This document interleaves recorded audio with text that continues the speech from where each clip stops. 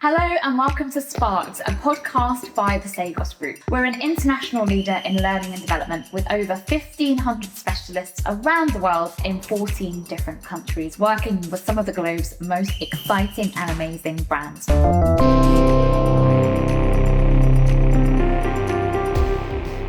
I'm Emilie Gladstone, I'm your host. I'm a senior L&D consultant here in the London office. And in each episode, we're igniting ideas, exploring bold strategies and sparking meaningful conversations with thought leaders, change makers and learning pioneers from around the world. This podcast is all about overcoming management fatigue and is part of our mini-series all around management and leadership. And I'm joined in the studio today by Emilie West, an author, facilitator and coach. Welcome. Thanks very much for joining me. Thank you for having me. It's great to be here. Yeah, love it. So, on the big yellow chair. Yes. It's actually really big. I'm quite small, so if I just disappear into the back of it at some point, we know where you've fish gone. me out. We know where you've gone. So, tell us a bit about you, your journey, how you came to be where you are today and what you're doing. So I did a degree in economics and went into investment banking straight out of university 2 weeks in and loved it. Loved the buzz of London, being on a trading floor, loved all of it. But I was quite an anxious person and had massive imposter syndrome getting into that industry and working with really smart people. And that combined with working long hours, partying quite a lot, not sleeping enough, not eating particularly well, meant that within 2 years, I'd burnt out completely. So I kind of had a really early burnout in my career. And I went to the doctors for help and they said, you need to get an easier job, work less hours, stop exercising, which I'd already done because I was completely exhausted. And here are some antidepressants if you'd like to take those. And I think it was actually them offering me antidepressants that was like a spark for me to go, no, this isn't the answer. And so I went on my own journey of getting help from lots of wellbeing practitioners and particularly a nutritional therapist called Emilie Hayward, who really helped me. And so going from them saying you need to get an easier job, I actually recovered from chronic fatigue syndrome, managed to hold on to my job by the skin of my teeth and stayed working in investment banking for 14 years. And I ended up in some really senior head of positions. But that got me really interested in wellbeing because I realized the impact of how you take care of yourself on a physical and mental level that has on your whole career. So then on top of my banking job, I did a whole degree in nutritional therapy, which is a bit crazy. And then I was able to set up a wellbeing program at RBS where I worked and just became really passionate about helping people become more resilient at work, take care of themselves so that they can have like a really long, healthy, happy career. Because we spend so much time at work, so much time. And I think a lot of people are really stressed and burnt out or on the edge of burnout all the way through. And actually, if I can help people avoid that, they're going to have a much better career. They're going to thrive. They're going to be better at their jobs and kind of happier and healthier. So when I left RBS in 2016, I was on a mission to coach people and help people with that. And then people just started asking me to share my story. And so I started doing public speaking. And then I started running workshops. And in fact, I've been on some amazing Cegos workshops in my old job. So I approached them and they said, we would love you to run workshops for our clients on resilience. And so now I'm here in the podcast studio in the big yellow chair. Wow, what a journey. Oh my goodness. Love that. Thank you for sharing. I think it's so interesting, isn't it? Well, first of all, how much you have achieved and all at the same time as well. Wow, what am I doing with my life, honestly, is my first question to you. But kind of that holistic view that you're talking about, making sure that, we are resilient when we're at work and able to overcome challenges, because ultimately that's what's going to help us be better, longer lasting in our jobs. So we're going to be digging into that today specifically. So had you started coaching and that sort of thing when you were at RBS still? Yeah. And that's kind of the path that took you out to do that full time? Yeah, so I moved to RBS to move into managing teams because originally I was a research analyst, which is basically 12 to 14 hours a day in front of a spreadsheet, and it just wasn't for me. Yeah. And I recognized I was a people person. And so when I moved to RBS, they gave me jobs running teams. And then through a very interesting career route, I ended up head of fixed income research at 32. I was the youngest person to hold that job, charge of 60 people. And so I suddenly had a real fast track into senior leadership, which was such an amazing experience. And I'm so grateful they gave me a really big break to do that. But being somebody who's hungry for knowledge, I started studying leadership and everything I could about developing other people. And I'd always been interested in self-development anyway. So I did that job and then a couple of other head of roles. And then I was really fortunate that the CEO of the investment bank said, what would you like to do? And I said, I would like to set up a leadership coaching team for the whole investment bank. And our new CEO, Ross McEwen at the time, that was what he was all about, was bringing in coaching. So I was at the right place at the right time. And so without even being a coach at that point, I got to set up a coaching team, handpick people from across the business. We all trained as coaches together. We were then coaching across the business. So that's where I first got into coaching. And then when I left in 2016, then I could start coaching people outside of banking, and I've been doing that ever since. Wow. Oh my goodness. Love that. So we're really setting the scene here. You've been there, done that, seen it all. You've been the head of, the youngest ever. So I think that sets the stage pretty nicely for our discussion today. So thank you for sharing a bit about your story there as well. So we're looking today at overcoming management fatigue. It's a big topic at the moment. I feel like I'm seeing it all over LinkedIn and lots of articles that I'm reading. So from maybe your experience from your own burnout, but also from what you've seen when you're coaching clients, why is it that managers burn out, do you think? I think there's many different reasons to it, but one of the reasons we see more of it maybe now is we're asking for so much from our managers. So it's really good that we've become much more about emotional intelligence and authentic leadership and all those things. But in the old days, to be a manager, you just had to bark orders at someone. It was quite simple and pure in a way. And they had to do what you said.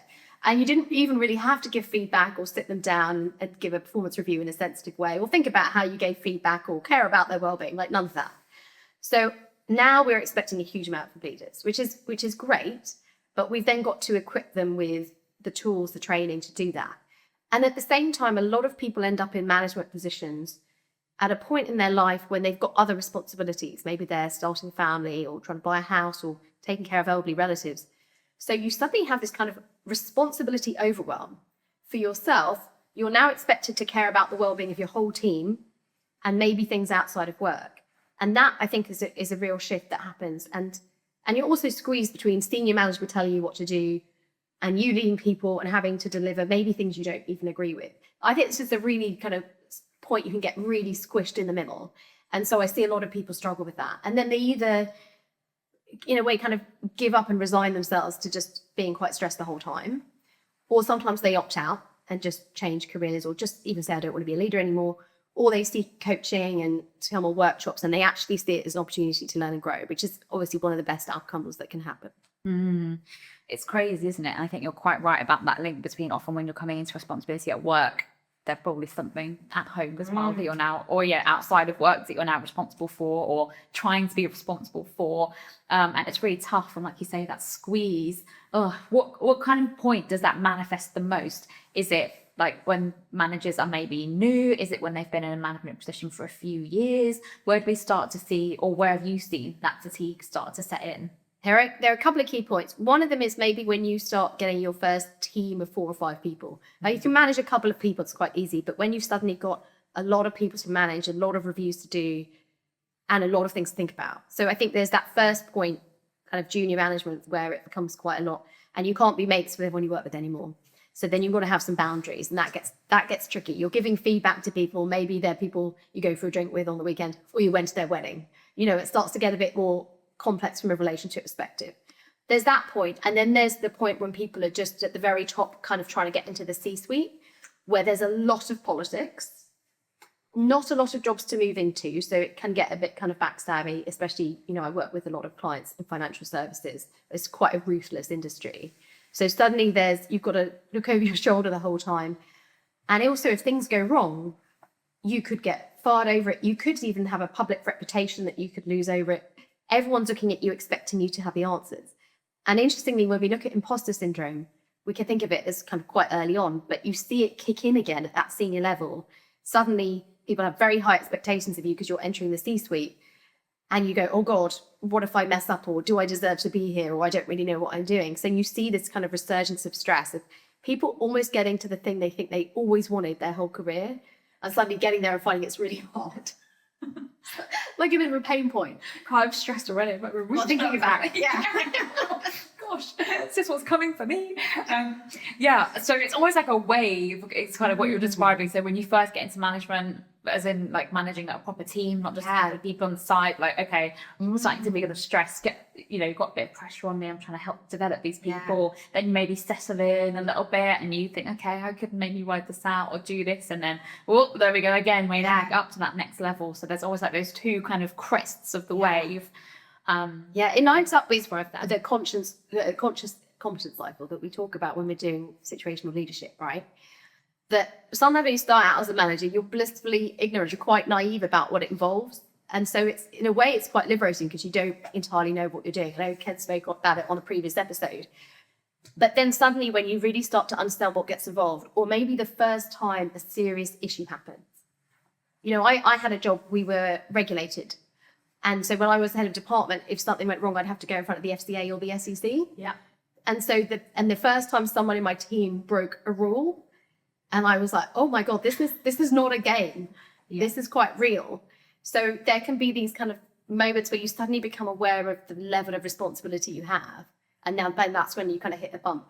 And then you get comfortable and you think, oh yeah, okay, I know what I'm doing. And then they promote you to the next level. And it's almost like you get to go in the next room and see the next, range of problems or responsibilities, or, the conversations people are having where they're talking about redundancies, or, in smaller businesses, can we afford to pay payroll? In larger businesses, if the regulators coming in, are we going to be fined or whatever? And all these things that when you're more junior in an organization, you don't know the level of these conversations that are happening and the stress that can come with that.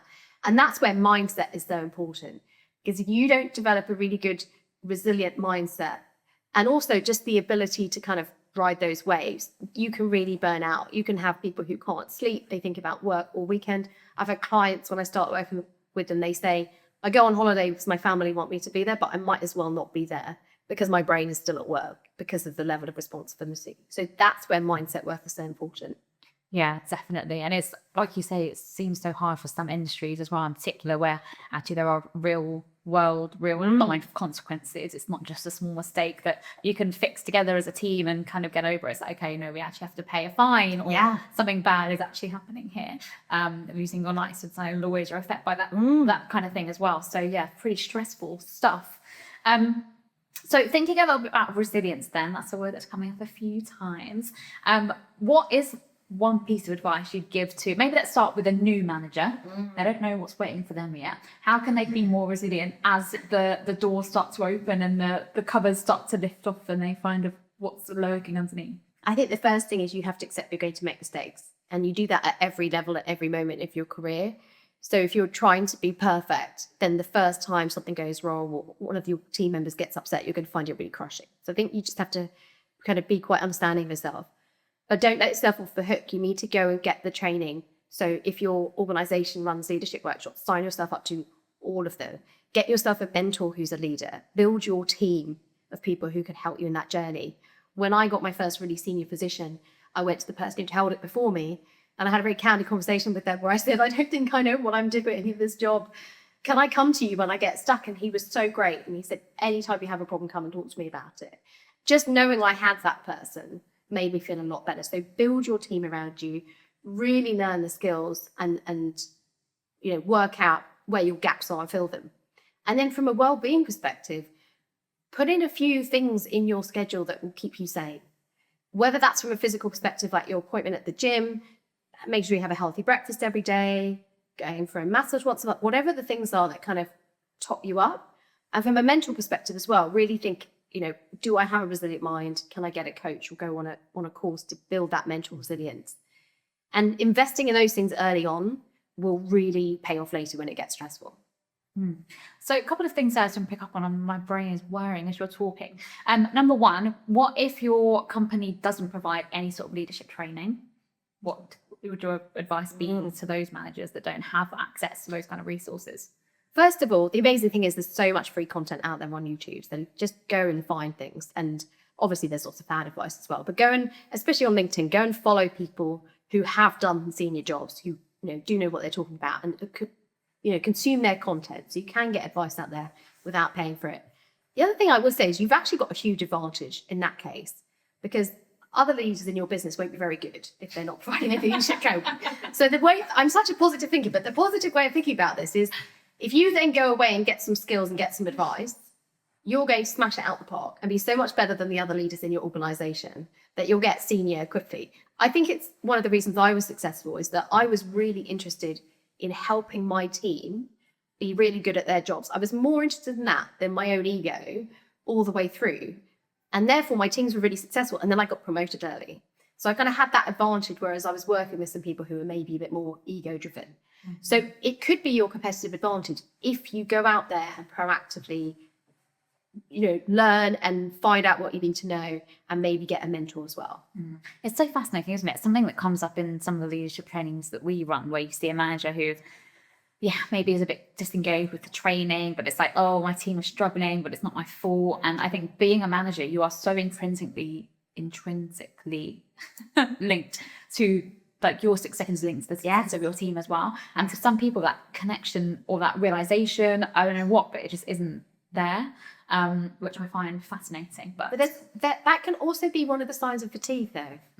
Okay. Is that they're starting to get a bit over it and a bit overwhelmed because we're expecting so much from them, and they've got to get their team to perform, and they've got to care about their team's well-being, and they're getting demands from their boss. And one of the first signs of overwhelm and fatigue is people starting to check out. So again, if I was in that room, not as a facilitator, but as a colleague, I might think, okay, that's interesting that they're starting to be disengaged from their team. And is everything okay with them as well? Quiet quitting. Yes. It's in the news a lot at the moment. moment. There's a lot of quiet quitting. I'm really convinced of that. Yeah. Interesting. The second thing I was going to ask you, based on that advice you were giving for new managers, is when we think about the stuff outside of work as well, like you were saying, making sure you've got those things that keep you sane, have your healthy breakfast. Why is it that so many people don't do that? I think I don't know if it's maybe another sign of that fatigue kicking in, but that balance seems so hard. As soon as the stress at work kicks in, people stop prioritizing themselves, and then you get that kind of cycle of, not being healthy or feeling even more stress. What's going on there? Well, when you get into the fight or flight response, which is, if you're constantly stressed, your body's always in that fight or flight response, you produce a lot of cortisol and adrenaline. And so your body's constantly prepared for a tiger to basically chase you down the street. So if a tiger's like lurking in the shadows about to chase you down the street, are you going to eat a chocolate bar that's going to give you instant energy and help you run away? Or are you going to stop and make a nice whole grain Buddha bowl that takes about 2 hours to prepare? Like, which one are you going to do? You're going to reach for the chocolate bar. So your brain is telling you to go for the kind of fast food, fast snacks to caffeine, sugar, because it's going to keep you going. And you can do that for a short period, but you get caught in this loop that for a lot of people at work, every day the tiger's chasing them. And that's not sustainable in the long run. And so if you find you're constantly in that fight or flight response at work, then you do need to stop and step back and go, how do I recalibrate my relationship to work psychologically? And how do I put in some of these non-negotiables? Even if it is sometimes throwing money at the problem. Like, is there a really healthy cafe around the corner from my work where I can get the green smoothie on the way in? So it takes me no time to prepare because my brain's overwhelmed. I haven't ordered the avocados. They're not in my fridge. I'm late getting ready for work. Just make it as quick and easy as possible to do the healthy things and incorporate them into your day to day. That's what I would say. It's the habit building, right? But make it really easy because your brain can't cope with lots and lots of planning and I love people do this food prepping for the week. Isn't that amazing? Yeah. But really stressed individuals who are busy at work and then have children on the weekend that they're, busy looking after and they don't get any time for rest. When are they going to do their food prep? So I think actually be quite realistic with yourself about what you can do and try and make it quick and easy. And not have the shame around that either of actually I'm going to buy my lunch every day because that cafe is around the corner. And so I think sometimes as well there's also that added pressure of like you shouldn't be eating out for lunch every day and stuff like that, but actually it's what is working for you and what is a healthy habit or 2 or 3 that you can slowly start to build up to make sure you've got that right mindset every Don't you day think there's so much more judgment now about that, about oh, well, you have to be eating healthy, but then you have to be sustainable, but also you always have to be happy at work. And there's not a lot of room, I think, for people to have a bad day. And sometimes you should be allowed to have a bad day where you're really grumpy and you just eat Kit Kats. And that's completely fine. But we're also now trying to be so well and so positive that we create shame and judgment around those days. And that's like that's a whole other pressure. That's a whole other stick we can beat ourselves with. It's not helpful. Podcast. You have to come back next week. It is though. But do you see that as well? That there's a lot of judgment and pressure to do everything in such a positive, healthy way? Definitely. And I think particularly on social media and even on LinkedIn and things like that, you see so many posts about, hi, I'm a founder and I've done this and that and the other. And it's like, cool, I'm just doing my day job and eating my lunch, my packed lunch that I bought in. And but it is about finding those things that make you happy, and things that you can stick to, I guess. I mean, it's coming from a position of someone that doesn't have kids, so I can do my meal prep on a Sunday, and I make my overnight oats every night before I come to work, so I know that's ready. But then it's just like something that you've got in the morning to look forward to. Yeah, but that's great because you've worked out some of the things that work for you, and it may have been a habit. Yeah. So if you work those things out and build them in so they're automatic, like amazing. And actually in my book, I did a whole chapter on well-being. And one of the things I said is like, work out for yourself, what are those healthy habits that feel good to you? And our bodies are so different, like completely different. So what works really well for you? Overnight oats. I can't eat overnight oats, it makes me really ill. So it's finding what works for you as a person and doing that, rather than going, oh, well, this person on Instagram, this is how they start their day at 4 a.m. with their like 1 hour of meditation and their green juice and whatever. Yeah. So I must do that. No, it's actually about finding what works for you, incorporating that into your day. Yeah, definitely. But also trying new things. I exercise quite a lot, but I've always said no to yoga because I thought it was slow and boring. And my partner was like, come on, let's try out, there's a hot yoga studio near us. And he was like, come on, let's book in a session. And I was like, no, absolutely not.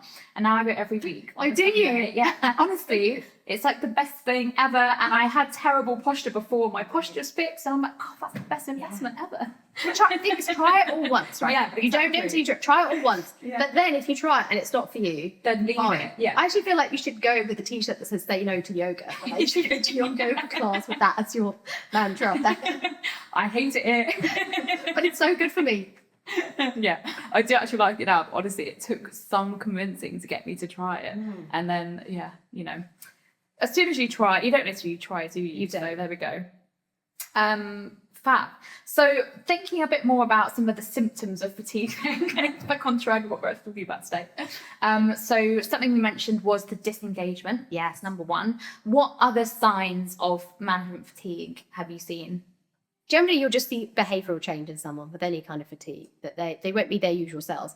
I'm a very happy, chatty kind of person who laughs a lot. My sense of humour completely vanishes if I'm really like stressed. Yeah. So you'll notice differences like that. Sometimes people withdrawing, or it's the other way around where people get frustrated and they start venting more. So you can sometimes get people to become more aggressive. When we're under a lot of stress, our brain works differently. So people might become quite indecisive. They can become paranoid. I see that with my clients where they suddenly think more people are kind of out to get them, or they interpret other people's behavior as really against them. So those are other things you can see. And then obviously you can just look at people, and this is one of the things we may be lost when a lot of people work from home. When you see people face to face every day, you suddenly notice if they don't look well, because stress and fatigue shows up in our body huge amounts. So you'll notice they don't look well, or their energy is not as good, or they're really relying on caffeine and sugar to get through every day, which, you know, when I had my worst fatigue, I couldn't have gone into work without huge amounts of coffee. It's the only way I was getting into work. So you can see behavioural change more in person. Big weight gain, weight loss. So there are often quite obvious signs, even things like nail biting or anxious twiddling. You'll see people quite fidgety. Okay, so kind of mix of physical symptoms almost there, that stress coming out. Yeah, and over mental behaviours as well. Yeah, so paranoia is a really interesting one. I think some like the other ones you kind of expect and we know. Tell me more about the paranoia. Is that something that's mainly with those kind of senior managers, or can it be seen earlier on in people's careers as well? It's again connected to your stress hormones. So it can happen at any level, but it's if you have high stress hormones for quite a long time, you enter a phase called hypervigilance. So hypervigilance is when your body thinks there's a constant threat. And so you're always looking out for a threat all the time. And it can experience it in lots of different ways. Your hearing might get heightened, your sense of smell gets heightened. You'll try to talk to someone, but you can't concentrate because you're distracted by everything going around you. And I've had clients who've gone through very stressful periods at work, And then it's put them in hypervigilance for years. And in fact, I had a car accident that put me into hypervigilance. So I've really experienced it for myself. And it's really weird because you're in this constant sense that something's about to jump out at you. That's how it feels. And so if you think about that, when your brain's constantly looking for risk, every interaction it interprets with that. So you might say, oh, you look different today, Emilie, which is an ambiguous statement. Could be a compliment, could be an insult. When you're in a state of hypervigilance, your brain immediately interprets it to the negative. So I think you're insulting me. It was saying we look different. It must be bad. Yeah. And it's also questioning, why have you even said that to me? Because everyone and everything can be a threat. So can you see that then your brain just starts interpreting everything as a threat and therefore becomes paranoid because you start to think, oh, my colleague said that unkind thing to me. They must be trying to bring me down, or they don't like me, or my boss commented on this thing I did. Maybe he thinks I'm not performing. Maybe I'm going to lose my job. And you get this really strong negativity bias. And one of the things I help my clients with is both reducing the stress levels in their body, but also start to question what you're thinking. Just step back and say, is my boss really against me? Like, what's the evidence? Are they really trying to get me fired? Or is it maybe this hypervigilance? And even just being aware of that and talking to someone about it and going, oh yeah, maybe I am in that state, can help you kind of calm down and not have such a negative bias. It's just fascinating, isn't it? Even just hearing you talk about, like hearing being heightened and that sort of thing. I know we think about stress as sometimes, okay, it's just part of our job. We've got responsibility. Of course, we're going to be a bit stressed. Actually, like that prolonged stress over years and the impact it has on your body. Yeah, this is just, I'm learning so much. It's fascinating. So being aware of potentially your negativity bias and that sort of thing, very useful. What is sort of the first step to that for managers, do you think? Because I feel like sometimes it's easy, when we're sat here on our lovely sofas having a nice chat, it's easy to say, just take a step back and think, actually, are they actually out to get me? But if you're really in that phase, how easy is it to break that cycle? If you don't talk to anyone about it, or don't even journal, and you just do it in your head, it's very hard to break that because your brain will just keep running that kind of negative conversation over and over again. So one of the things that's really helpful is to speak to someone, whether it's a colleague or a mentor or a coach. But just having a conversation about how you're thinking and feeling with no judgment is a first step to stepping back from acknowledging what you're thinking about. One of the questions I ask my clients to think about before I coach them for the first time is, what are the 3 or 4 thoughts that you have over and over again? What are the things you keep thinking about? So just start there. What are the things you keep thinking about? And are they positive, are they negative? But just start to observe what your brain is doing. Journaling is super helpful because then you can journal and say, okay, this thing happened today, and then write down, how did I think about that? What did my brain do?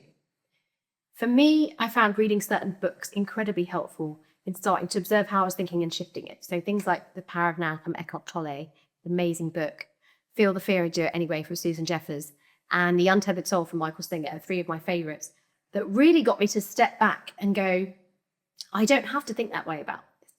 I can actually shift my thinking and then start to develop what we now call a growth mindset. They didn't really have a name for it then, but that really positive growth mindset, and starting to embrace challenge and even see something that you might have before seen as a negative experience, like someone said something, I was upset about it, going, that's an opportunity for me to learn. Maybe it's feedback from them that I need to take on board. Or maybe that's an opportunity for me to learn to be a bit more resilient and not take everything so personally. What about if, so say we've got a manager listening now, hopefully, hello, and they're thinking, oh, it's a bit wishy-washy, journaling, talking to someone, that's not really my style. Yeah. What would you say to them? I mean, if you think it's wishy-washy, follow David Goggins, because David Goggins is like the resilience guru, and no one would ever call David Goggins wishy-washy, like especially not to his face. Can you imagine? No. So I often use him in my workshops because for those people watching who don't know who David Goggins is, he was born into poverty, into a family of abuse as a young man in America. He was an overweight young man, didn't really have a kind of positive outlook. No one was helping him succeed. Like his stepfather was him. He just had a really difficult start in life. And then he just had this realization that our biggest limitation in life is mental. So he started trying to push himself mentally and see what he could really achieve in life, and became one of the world's most impressive endurance athletes, who's done all the top US military training, like extreme stuff. Like he's done guts twice. This guy's unbelievable. And if you listen to him talk and read his book, Can't Hurt Me, which is fantastic, you will see this isn't wishy-washy. Actually, I have friends who are athletes. They do gratitude journaling and develop their growth mindset, not because it's a nice thing, because it wins gold medals. So all the top people who perform, whether it's in business or in sports, are doing this work on their mindset just to drive performance, let alone kind of make themselves feel better. Yeah. So do your journaling for listening. Is that you trying to be tough with it? Honest, do your journaling. No, but this is the thing, it's not like an extra piece of homework or an extra thing to add on your to-dos, because I think everyone's to-do list is so big. It is self-care. It should be a nice thing to do. So find the way that you like doing it. I love journaling. It's not for everybody. Some people, it's just like, go down the pub and have a chat with your friends that just vent of it. Like that's the first step, is just express how you're feeling about something. There's no wrong or right way to do it, but just start externalizing in an appropriate way. Don't, at work, vent to everyone about all your problems, but find the right spaces where you can have these conversations about what's on your mind and vent about it, and then start questioning your experience. Why did I feel like that? And also 100%, if your company offers training, go and do growth mindset training, go and do resilience training, because there is some really simple tools as well, and just simple questions that you can ask yourself that can really start to turn it around. Like, my favorite question, is that true? Like, my boss did that to get me. Is that true? Is that 100% true? Let's look at the evidence.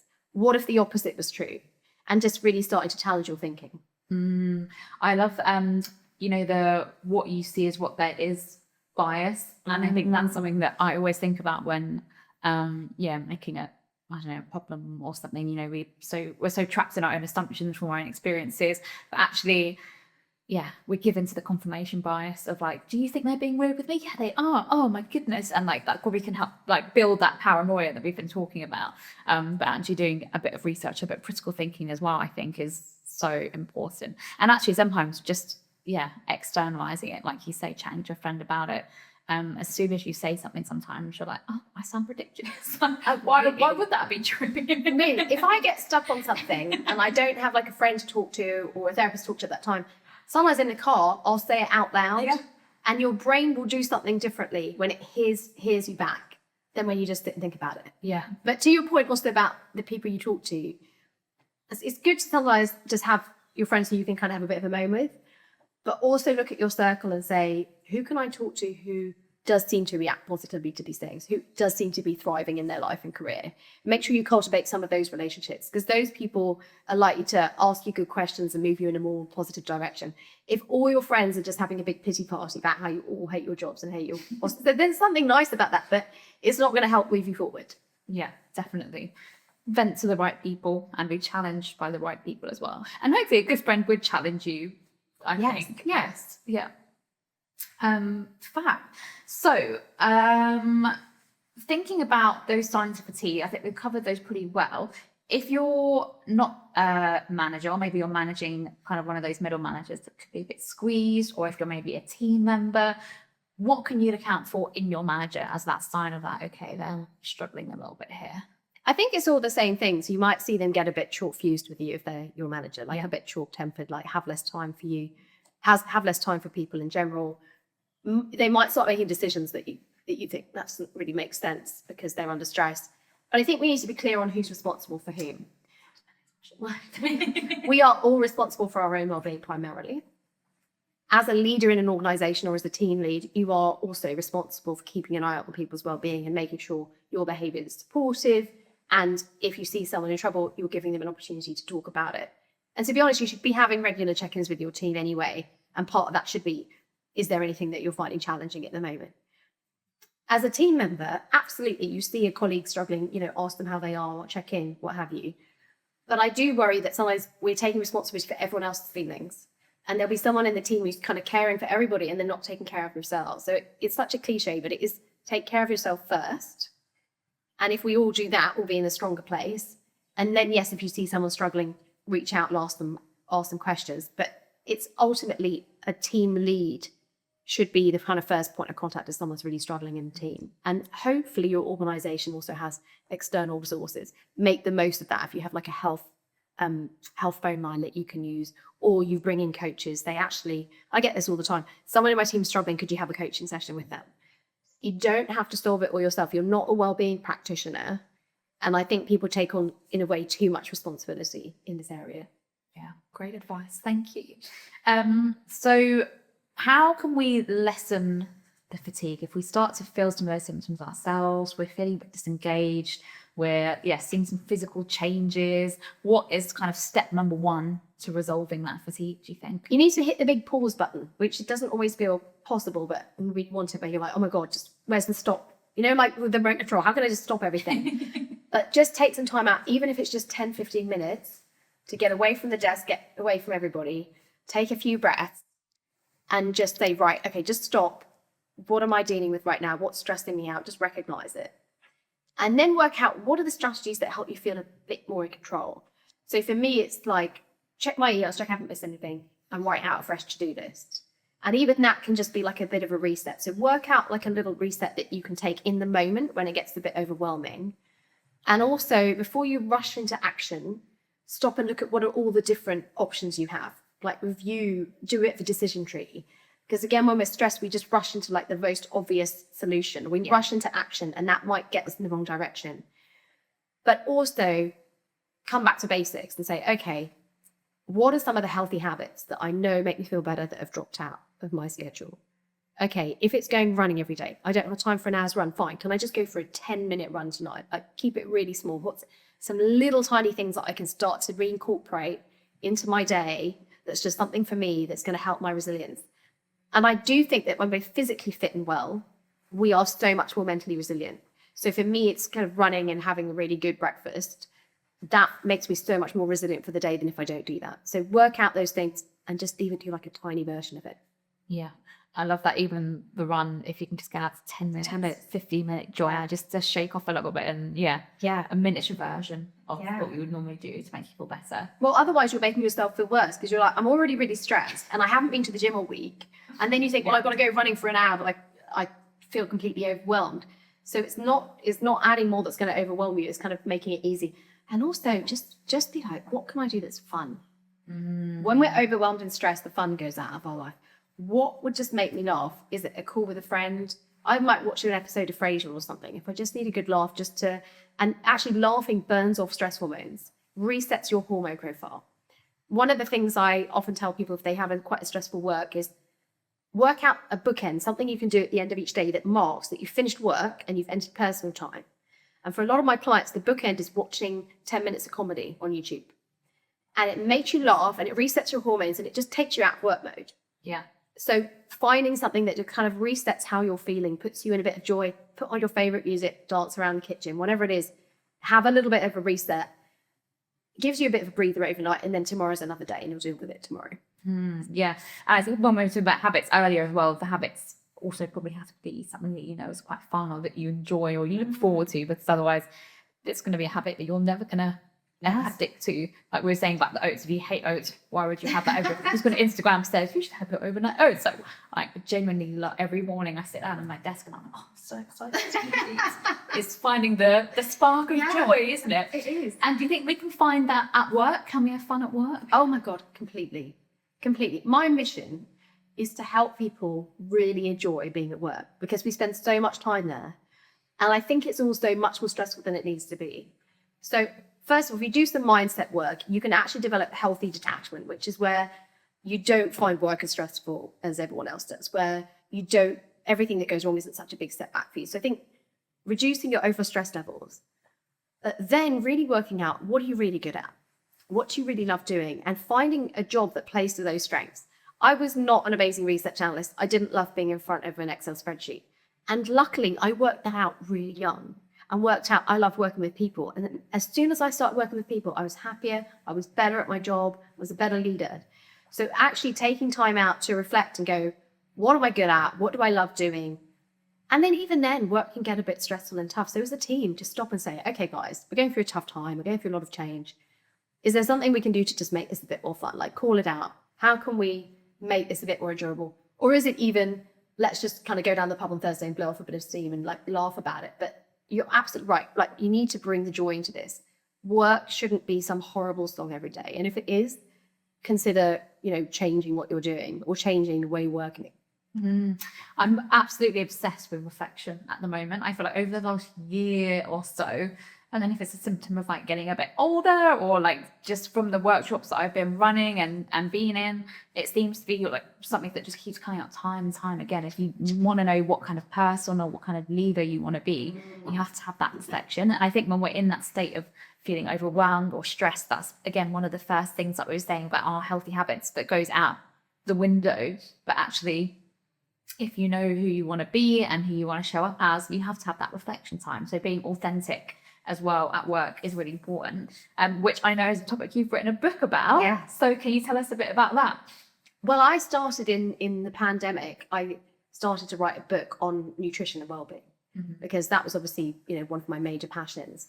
And as I started writing it, I kept getting stuck because everybody's different. And so, we talk about the diet and exercise that works for you isn't the same for me. So if you start trying to write a book telling people how to do that, I realized I couldn't be authentic and do it because there is no one right way. I think there's loads of amazing resources out there. And so instead, I just started writing a book about what I learned in my own career and life journey and what I learned coaching people about actually what made people not just happy, but also productive, successful, what made them really thrive. And what really came to me was actually, as you said, that reflection of getting to know yourself, who you really are, what makes you tick, what you're good at, what environments bring the best out in you, what relationships bring the best out in you. So I started writing these kind of mini chapters on each topic, on work, on relationships, even on your home. And I also felt like not everyone can afford a coach. And I wanted to make it accessible. So it's not like a big textbook that you're going to read. It's actually a book of questions. It's a book of reflection exercises. And each chapter has some exercises and questions to answer to help you better get to know yourself. Because I really do believe that if you start to live more authentically, life is a lot easier. It's a lot less stressful. You'll have less of that kind of imposter syndrome. And also when you're making decisions in life or in your career, it really helps guide them because you actually really understand yourself. So you can know whether that job is a good job for you or not. Whereas a lot of people, they get really lost in their careers because they're thinking, well, what would someone else do? Or what are my family telling me I should do? I mean, my family would never have told me to have the career I have because it wasn't safe and secure enough. They would have said, don't take any risk. But I knew myself well enough to know this is what I should be doing. So I've written basically a whole book on reflection, to be honest. And I really hope when people answer those questions, they can get to know themselves better and therefore live a more authentic life. And it's scary, isn't it? We think a lot about people who are maybe nervous to switch careers and they hate their job, what they're doing, but maybe they've got a mortgage and a certain salary, and to go back and retrain is really hard. So it is something that can be really daunting, I think, but it is so tiring to be someone that you're not. Like having that work mask is, you just can't. It's such a waste of energy. It really is. Like I was burning up so much energy trying to fit in, and again with imposter syndrome, trying to pretend that I belonged there, because some of the people I worked with had PhDs and they'd all worked at the World Bank and the IMF, and they were amazing people to work with, and I'm so glad I did. But it made me feel like, what can I possibly offer? Why am I even in this team? But then when I realized what I was good at, which was the people side, and I started leaning into that, suddenly I felt much more confident, and people could see that I was really doing good work. And then my career absolutely took off. So when I stopped pretending and started being authentic, I became a lot more successful as well. Yeah. Stepping into your zone. Totally. Yeah. Love it. Fabulous. Wow, thank you so much for joining me on the big yellow chairs today in our studio. This has been another episode of Sparks. If you are interested in seeing what episodes we have coming out, we release a new one every 2 weeks. So make sure you like and subscribe, and we'll see you next time.